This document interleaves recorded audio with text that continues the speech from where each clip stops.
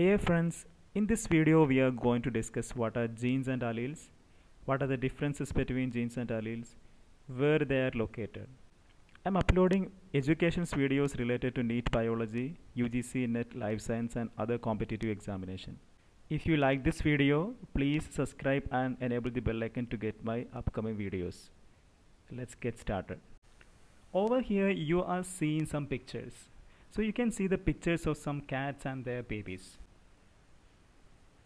Observing these pictures very closely, you can easily say that the progenies are having a number of similarities with their parents. You can see a number of similarities between these progenies and parents. So what is actually the reason behind this similarity? So of course you will be knowing that during sexual reproduction, characters are being inherited from parents to progeny. For example, so taking this picture, you can see that the cat is black in color and black color is a character, and this character is inherited from this parent to progenies. So then actually what is this black color? You know, black color is a character, then which will be controlling this black color? Not only the black color, you can see its eye color, shape of eye, shape of ear, all these are characters. Then which will be controlling all these characters? The answer is nothing but genes. So before explaining what is the concept of gene and their composition, first of all, we have to identify the location of this gene. So where these genes are located. So first of all, I will be showing a very familiar picture. This is a picture of the human body. The structure of human body is explained here. You know, human being is an organism. All organisms are made up of organ systems. So if you take a human body, and human body is made up of a number of organ systems like digestive system, nervous system, reproductive system, excretory system, etc. So all these organ systems are made up of a number of tissues. For example, if we consider digestive system, so over here in this diagram you can see digestive system. So this digestive system is made up of a number of organs. So a single organ is mentioned here, that is stomach. So stomach is an organ in the digestive system. This stomach is made up of a number of tissues, and you can see a tissue here, and this tissue is made up of a number of cells. One kind of cell is mentioned here, muscle cell. Anyway, you can say that all organisms are basically made up of cells. So if we take any organism, all organisms are made up of a number of organ systems. Organ systems are made up of organs. Organs are made up of tissues, and tissues are made up of cells. So basically the basic functional unit of all organism is cell. Where you can see genes, that is our question. So when we enlarge this a single human cell, you can see a single cell here. So let us assume this is a human cell. So if this is a human cell, so you already know that human cell will be, of course, will be having a cell membrane, and cytoplasm is there. In addition to it, there is a number of cell organelles like mitochondria, lysosome, Golgi apparatus, a number of organs or organelles you can see, inside the cell. And there is also a very prominent nucleus. So let us consider this is a human cell. Inside this human cell, we have seen a prominent nucleus, and if we enlarge a single nucleus, so nucleus is actually a double layered structure. Inside nucleus there is a nucleoplasm, and also there is a nucleolus, and there is a very important component of the nucleus, that is chromosomes. You can see a number of chromosomes here. Number of chromosomes can be seen in this nucleus. So if this is a human cell, in human beings you can see 46 chromosomes. So 46 chromosomes can be seen, or you can see 23 pairs of chromosome. And when we enlarge a single chromosome, suppose for convenience I have drawn only 4 chromosomes, actually there are 46 chromosomes, and if we enlarge a single chromosome, this chromosome is made up of DNA. So remember, chromosomes are made up of DNA.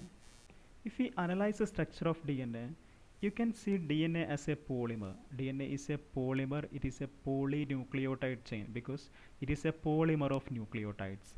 This DNA is tightly coiled and packed to form a rod-shaped chromosome. So to get a chromosome, so DNA that will be tightly coiled to form a rod-shaped structure. This rod-shaped structure is said to be chromosome. That means every chromosomes are mainly made up of DNA. Actually, in addition to DNA, there is RNA and different kinds of proteins are also present in chromosome. But the main or predominant part of the chromosome is DNA. Now we have to find the location of gene. If you observe DNA, actually in DNA there are some functional segment. This functional segment of DNA that can be called a gene. So this can be considered as a gene. And for example, this gene A may be controlling skin color, and we can consider another segment of DNA. This segment of DNA can be considered as B gene. Sometimes this B gene may be controlling another character, eye color. So let us consider this is controlling eye color.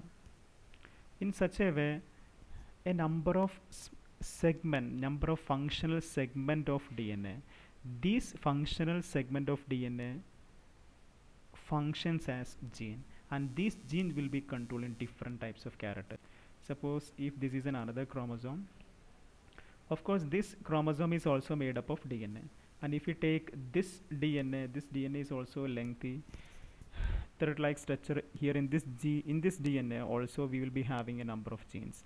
So we can consider this segment of DNA as another gene. Suppose we can consider this as gene H. Sometimes this will be controlling blood clotting in our body. So this may be controlling blood clotting, or we'll be having another function segment in this DNA.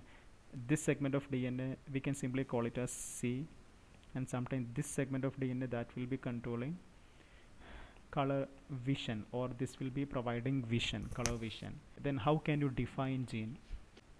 So you can define gene as a functional segment of DNA which contains information required for a particular trait.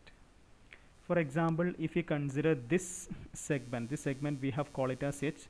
This segment is controlling a trait. You know, blood clotting is a trait and color vision is a trait. These traits are controlled by a functional segment. This functional segment of DNA is called genes. And now we have to analyze the concept of alleles and how they are related to genes. So what are alleles? You know Gregor Johann Mendel, he is known as a father of genetics. And first we should know about some basics of Mendel's experiments. As you know, Gregor Johann Mendel, he conducted his experiments in garden pea plant. So he conducted experiments in garden pea plant. And remember, this garden pea plant, it is a diploid organism. First we will check what is the difference between a diploid and haploid organism. You know, diploid organisms are made up of diploid cells, and haploid organisms are made up of haploid cells. So let us consider this is a diploid cell, and this is a haploid cell. The basic idea behind diploid and haploid cell is the arrangement of chromosome.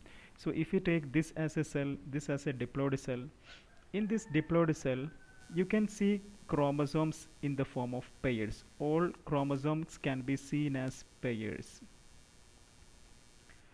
If it is a haploid cell, inside nucleus of this haploid cell you can see only single chromosome. You cannot see any paired chromosome. Here twin is equal to 4, and here also n is equal to 4. This 4 represents the number of chromosomes. In this diploid cells you can see 4 chromosomes, and also these chromosomes are paired. So you can see 2 pairs of chromosomes here. But in the second haploid cell, you cannot see any pairing. All chromosomes are single. So there is no pairing. So if chromosomes are not paired, we can call it as haploid cell, and if chromosomes are paired, we can call it as diploid cell. irrespective of the number of chromosome, we can call it as diploid or haploid cells based on the arrangement of chromosomes. And as I told you, pea plant is a diploid organism, means all cells in pea plant are diploid cells, and also the diploid cell 2n is equal to 14. Here number of chromosomes in pea plant is 14, so 2n is equal to 14 means there are 7 pairs of chromosomes. Mendel, for his hybridization experiments, Mendel selected some characters in this pea plant. These characters were having contrasting traits. If you observe each and every characters which was selected by Mendel, each characters were having two contrasting traits. Then what is the difference between characters and trait? So for example, I will tell you one example, stem height. Then character is nothing but it is a general attribute like stem height. And this stem height is having two variants. So two variants are tall or dwarf. So traits example tall and dwarf. I think now you understood what is the difference between characters and trait. Characters are general attribute. Its two variants are traits. If we take seed color is another example. It is having yellow seed color or green seed color. Another example for character is seed shape. Its two variants or traits are round or wrinkled. So these are some examples selected by Mendel. So actually Mendel selected 7 characters like flower color, flower position, seed shape, pod color, etc. Suppose this is a tall pea plant. This is a tall pea plant, and of course tallness is a trait. As we know, all traits are controlled by gene. For convenience, we can consider tallness, this trait is controlled by a gene capital T. As I told you earlier, this plant is pea plant. So being a pea plant, you know, pea plant is made up of diploid cell. So remember, we have to add one more point here. But in diploid organism, there are 2 genes to control a particular trait. This is a tall plant, and tallness is controlled by a gene T. And being a diploid organism, of course, this tallness will be controlled by 2 capital T. It can be 2 capital T or it will be 1 capital T small t. Remember, in diploid organisms, there are 2 genes to control a particular trait. That's why this tallness will be controlled by 2 genes. It can be homozygous capital T or it can be capital T small t. Now we have considered a tall plant. It is having a genotype of capital T. Let us assume its genotype is capital T. For convenience, we can consider this as a pea plant cell, and of course inside nucleus there will be chromosomes. There will be a number of chromosomes. So there are 7 pairs of chromosomes, but for convenience I am taking only 2 pairs of chromosomes. And that's why I am simply naming these chromosomes as A, this is B, this is C, and this is D. Remember, if we consider these two are A and B chromosome, these are C and D chromosome, and you can see that this A and B, they are morphologically same, and this C and D, they are also morphologically same. And so that this A and B are able to make a pair, and since C and D are morphologically same, they can also make a pair. So 2 chromosomes which can make a pair in a diploid cell, they are called homologous chromosomes. So these 2, so this A and B can be called homologous chromosome because they can make a pair, and also this C and D are also called homologous chromosomes. If we take this A and this C chromosome, they are not morphologically same. Since they are not morphologically same, we can call it as non-homologous chromosome. Not morphologically same, and also they are not able to make a pair. So these 2 chromosomes are called non-homologous chromosome. Now we can come back to the tall pea plant. As I told you earlier, we have taken a tall pea plant, and for convenience we have taken its genotype as capital T.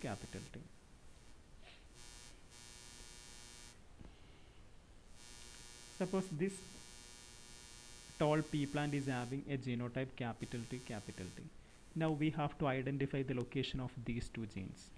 So as I told you earlier, we have 7 pairs of chromosomes in a pea plant. For convenience, I just took 2 pairs. Actually 2n is equal to 14 in pea plant. If I consider the capital T gene at this locus, capital T, so we can name this as A chromosome, B chromosome. A and B are homologous, C and D are here.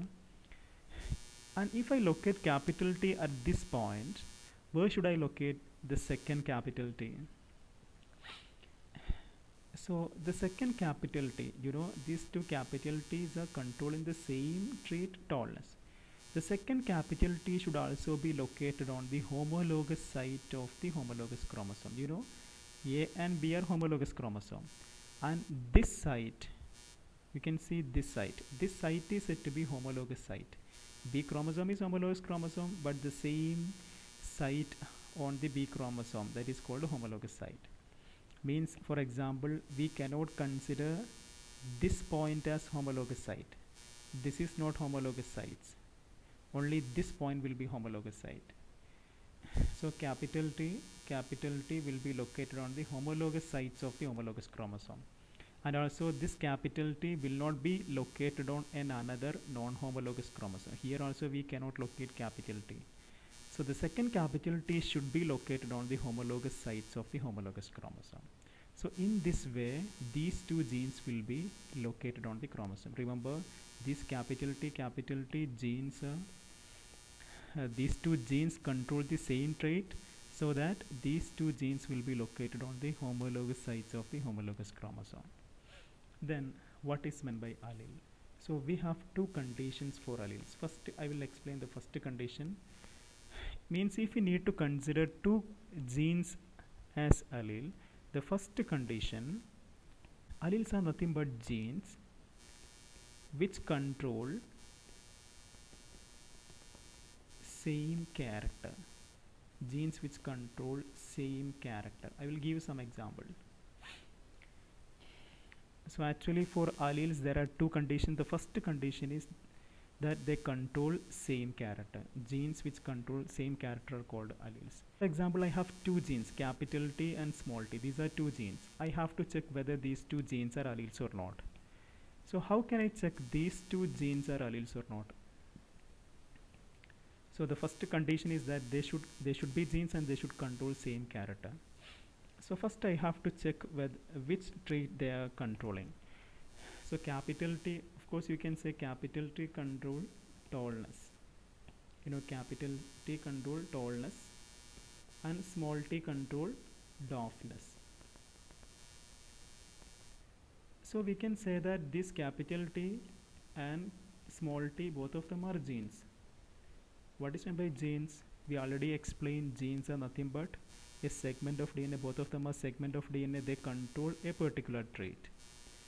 So both capital T, small t, they are genes because capital T control a particular trait of capital T control a particular trait tallness and small t control a particular trait dwarfness. So these two are considered as genes. Now we have to check whether they are alleles or not. So first, if you consider capital T, now when we are checking their character, so tallness is a trait of which character? Stem height, isn't it? And if you check dwarfness is also a trait of stem height. So actually even this capital T, listen, even this capital T and small t, they are controlling different traits. They are controlling the same character. Even they control the different traits, but these different traits are coming under the same character, stem height. So what is the conclusion? We can conclude capital T and small t, both of them are alleles. They are also alleles. So alleles are nothing but genes which control the same character. I will give another example. If you consider capital T and small r. So what about capital T and small r? So first we can check their traits. So capital T control, as we know, that is controlling tallness. What about small r? It control wrinkle shape.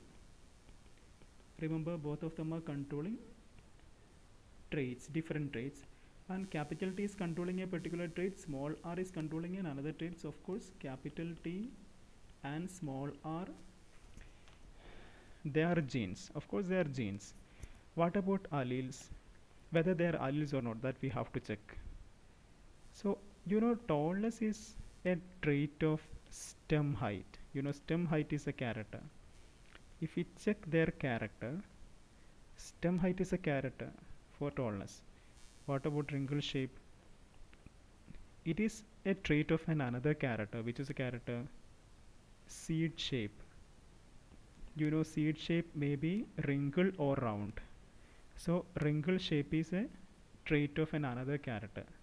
So if we consider capital T and small r, since they are controlling two different characters, so we cannot consider capital T and small r as allele. They are not alleles. They cannot be considered as allele because capital T and small r, they control different character. Capital T control stem height, small r control seed shape. They means they are controlling different characters, so that they cannot be considered as alleles. Then the second criteria is that alleles should be located on homologous sites of the homologous chromosome. Alleles should be located on homologous sites of the homologous chromosome. For example, if we take capital T and small t, as I told you earlier, this capital T and small t, both of them are controlling the same character, that is stem height. We have considered these two genes as alleles because they are controlling the same character, stem height. So capital T, small t should be located on the homologous sites of the homologous chromosome. So we cannot locate small t in another chromosomes, like at this point. We cannot locate small t at this locus because it is non-homologous chromosome. So if capital T, small t are alleles, they should be located on the homologous sites of the homologous chromosome. So this is the second criteria. So these are the two criteria for alleles. The first criteria, they should be genes and they should control the same character, and second, these two genes should be located on the homologous sites of the homologous chromosome. I hope you understood the difference between genes and alleles.